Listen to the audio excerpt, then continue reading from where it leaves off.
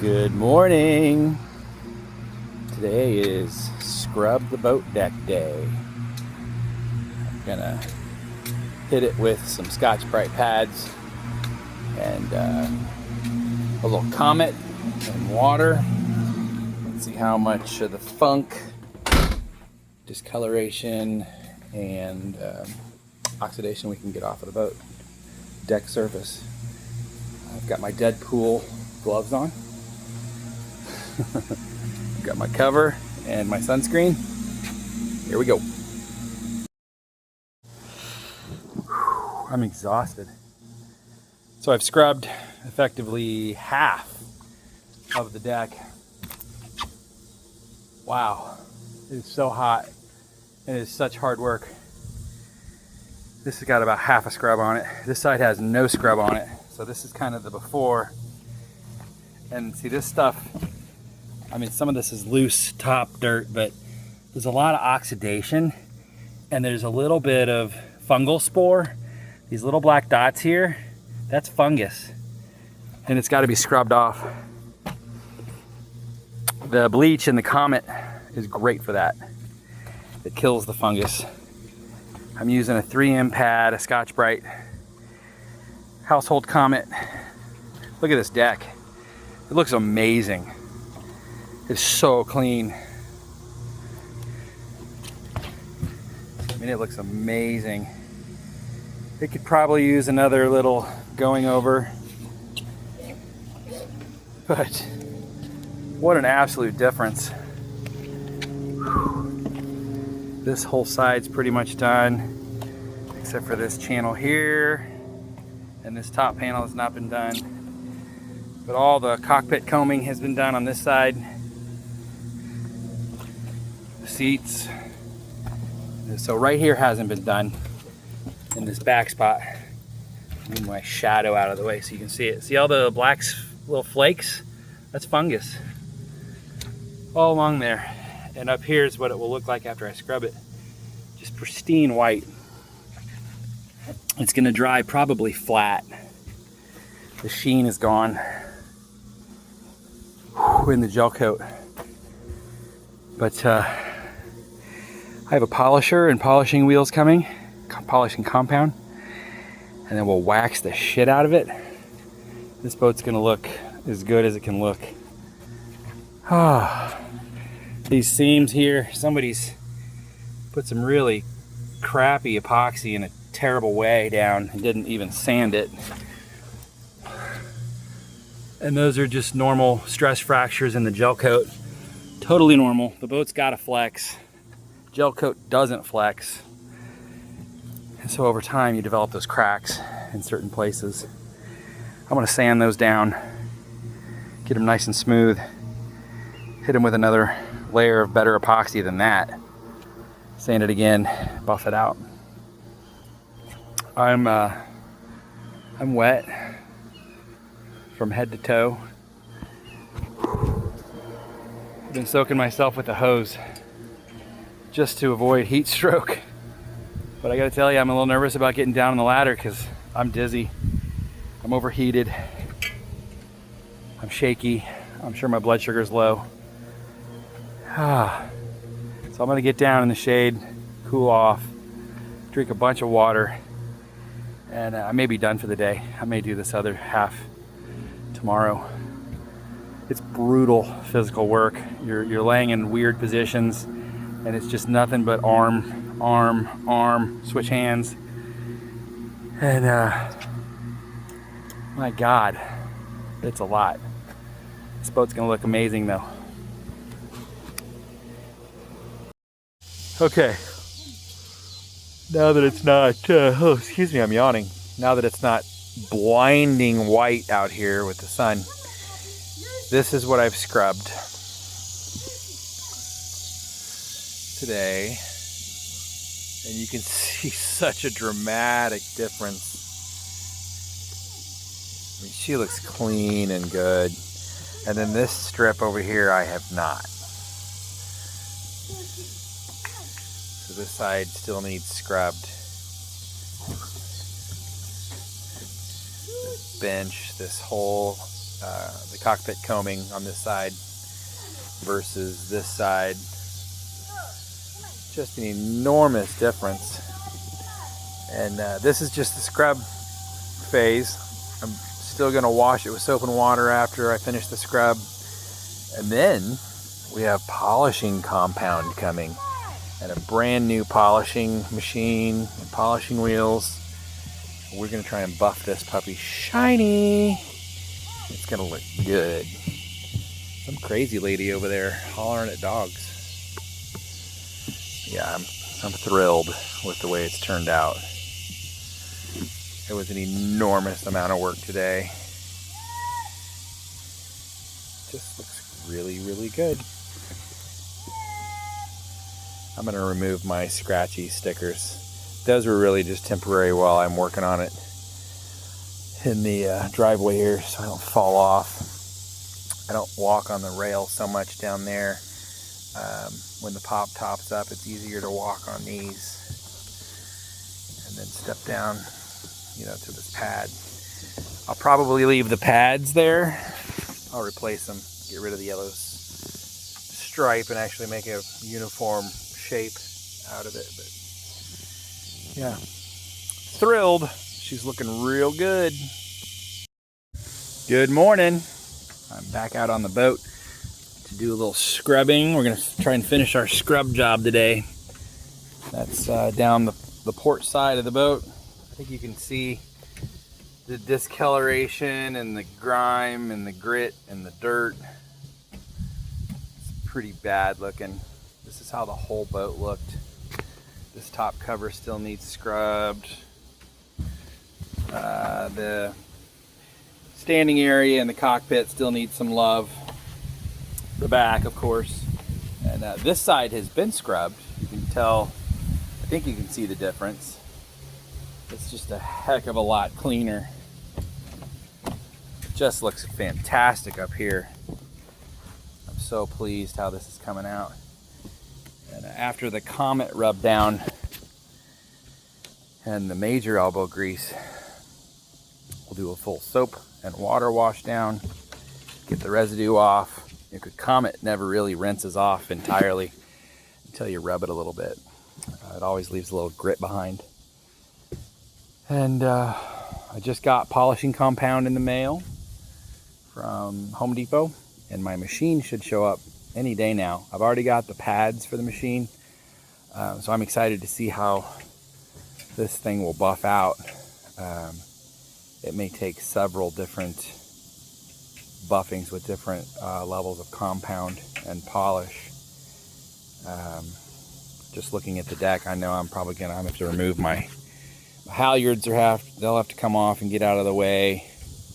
I don't think anything else will really have to move. I think I'm gonna take off the sticky grit over there and the pads I put on, get them out of here, polish, and then put something a little more attractive and appropriate on. Maybe I can find a green scratchy pad. And that's what that is just step cover. You put that on a step, and it's like 60 grit sandpaper. It's amazing stuff. I mean, you step on it and you're not going anywhere. But this spot right here, which is a definite stepping point, just makes me a little nervous. There's nothing to stop your foot from sliding overboard. There's no stanchion or lifeline. Well, actually there is a lifeline that'll be there. It's just like over here, lifeline. I have it disconnected right now. It's running back to the other stanchion over there, just so we can get in and out of the boat more easily and not trip over it. But that's the only thing that would catch you. And if you stepped here and maybe it was wet or a little slippery, or somebody might have put some sunscreen there with their hand, you could certainly step and swoop, and now you've done the splits over the cockpit combing, and you've got a lifeline probably up to your armpit. That's the only thing keeping you from going overboard or hurting yourself. So I think I'm going to definitely put that back. I've given some serious thought from this stanchion forward to that stanchion, replacing the lifeline. Well, not replace, well, yeah, I guess replacing. taking off the top black caps here and running a solid pipe. The stainless steel that looks just like this. They make lengths of it that you can run from stanchion to stanchion. Those are those uprights coming off of the deck. I like the idea of a solid pipe just because when you're walking here, you know, the pipe, the cable moves. It hurts your leg because it's pretty thin. You can see how it rubs right about the knee where the bone is. That didn't feel very good. My thought is a solid pipe running through there would give you a little bit more bracing, a little more comfort if you're up against it, and a little more beefiness to hang on to. You know, this side deck, it's thin, and it makes me nervous. If you look, when you stand here, I've got to have a hand on something else. Your feet are really close together, which really greatly reduces your balance capability. You know, you want your feet way far apart. And this grab rail, that's why that's here. This is horribly uncomfortable, and it certainly pitches you outboard. If you look at me, my butt's going out of the back of the boat, and I'm right up against that wire. And look, right in the back of the knee. That hurts. That feels like crap. You know, if you're boomed out to starboard, if you're on a port tack, there's nothing here to grab onto. You know, you really don't want to be grabbing the boom because it moves. And until you get forward at least 2 steps to the shrouds, then you've got a little more something to hang on to. And then of course you can come up onto the upper deck by the mast here, and you can work here on the mast or continue forward to the bow. I don't love walking on the companionway simply because it's more difficult to get down. We are very high up on the boat now. Imagine this thing pitching and rolling, and you're on the top level of the boat.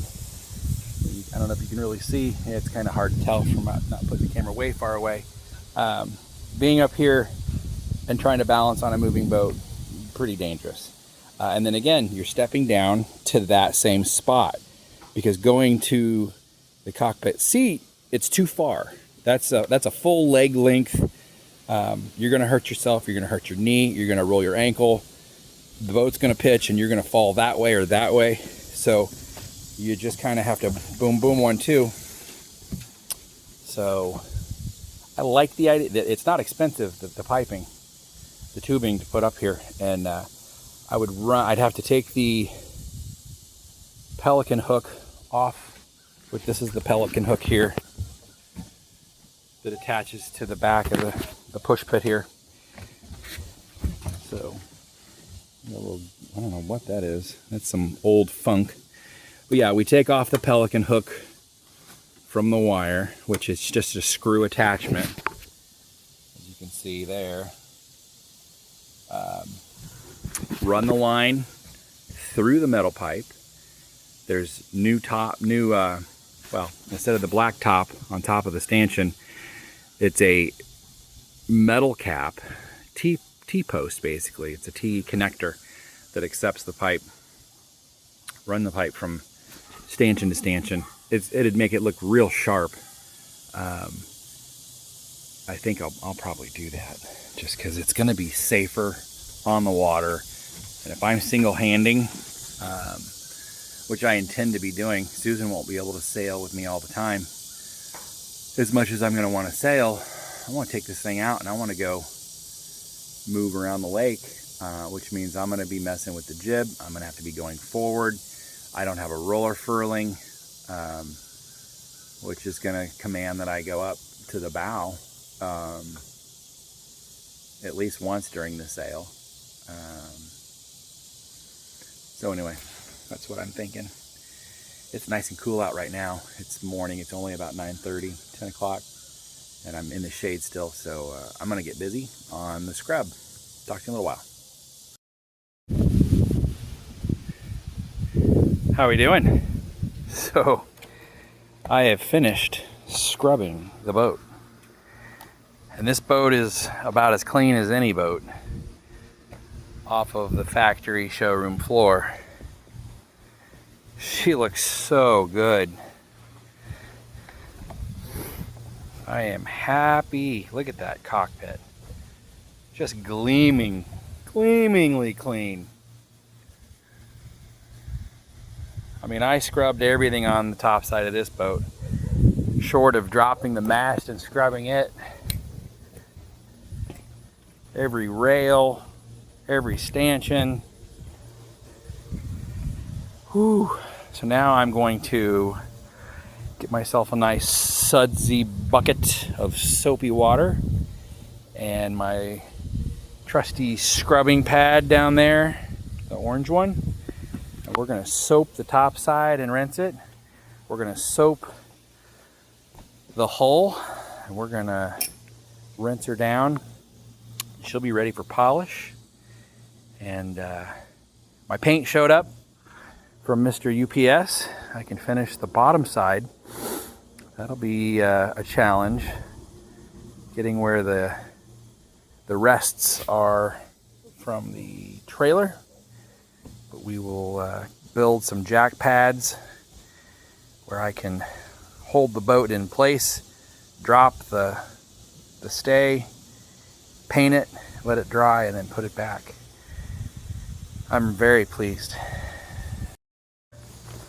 Washing my boat. That's my Forrest Gump impersonation. So I've washed the entire top side now with soap and water. Looks amazing. Doing the exterior. It never got washed after the last sanding. My polisher showed up today. Excited about that.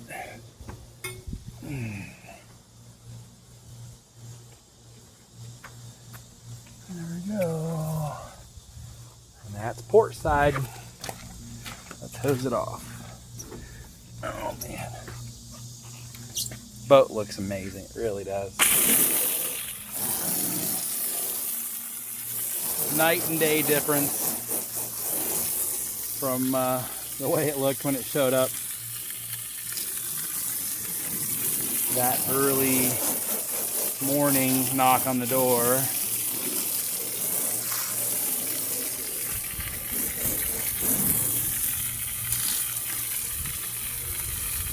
So after soaking the boat this heavily, especially on the top side, went inside to see what kind of water we'd gotten in. And relatively dry. I found one little tiny drip of water near my starboard side chain plate. I'm going to rebed that a little bit. Not terribly worried about it. I mean, an enormous amount of water flowed down that rail in that area, and to see one drop, not horribly worried about it, but certainly it's got to be corrected, because over time, one drop of water, even over time, will equal rust and compromise. All right, so this is the chain plate I'm talking about right here.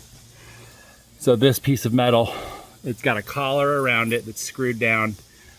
It's got this tab that is holding the adjusters for my stays, and then it's bolted through the hole into a piece of metal that's inside. And if this leaks, it's a big deal. I scraped all the bedding off of there. Somebody had used silicone, which is the wrong product to use on a boat, and I 5200'd it. I'm just gonna hit it again with another layer. It's probably a little spot I didn't quite get or something. That'll take care of that. The only other spots I saw that were leaky or wet a lot by the companionway, and I suppose that's to be expected if you're actually shooting the companionway with the hose, rinsing it off.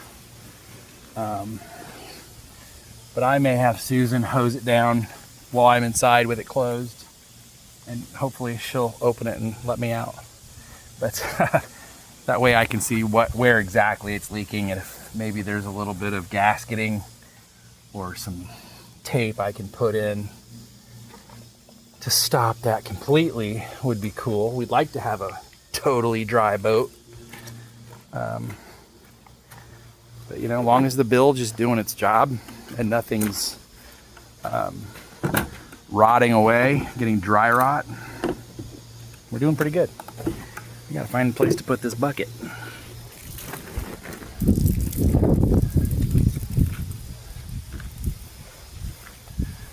It's awesome to, I'm touching that bottom paint and come up and there's no black streak. That old paint was so worn out that if you wiped it up, it would leave a giant paint black streak up the side of the boat. It was some worn out paint, that's for sure. Are you dead yet? I am not dead yet. She's coming to check on me.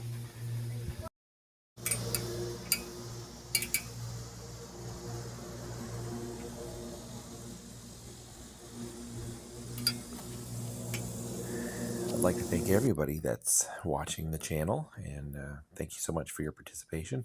Please don't forget to hit the like and subscribe button, and you can click the notifications if you'd like to be notified when I post new content. This is definitely a labor of love, and I appreciate you coming along with me.